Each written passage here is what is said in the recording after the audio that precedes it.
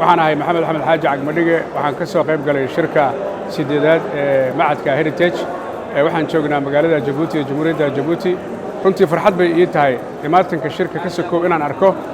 dadka ehelka u ah waxqabadka bulshada Soomaaliyeed kuwa gudaha iyo kuwa dibadda aniga ayaa kamid ah macaamiisha bangigan qiimaha badan allaha kor noogu qaadee Salaama Somali Bank oo xarumo kule meelo badan oo dunida kamid ah laakiin fursad aan u helnay annagoo qaaradaha adduunka joogna in aynu adeegsano adeegsigiisa macaamilkiisa annagoo kamid ah dadka qaar inta badan waxay haysteen Mastercard-ka Salaama Somali Bank kaasoo wax weyn u taray waxa yeelay waa international maaragtay card laakiin waxa alla mahadiya in la soo kordhiyay fiisihii oo visa card-kii saacidaya meel kastoo dunida tagayno safarada haday tahay wax ku iibsashada haday tahay runtii waa la qiraa haddii ay dad Soomaaliyeed wax waxtar leh ay keenaan anoo maxamed axmed xaaji macaamiisha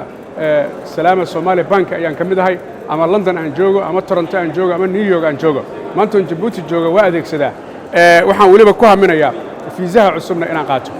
farxad bay ii tahay mar kale waxaan u mahad celinayaa maamulka sare ee Salaama Somali Bank siday mar walba ugu helayeen inay adduunka ku xiraan Soomaalida meel kastoo ay joogaan aad baad u mahadsantiin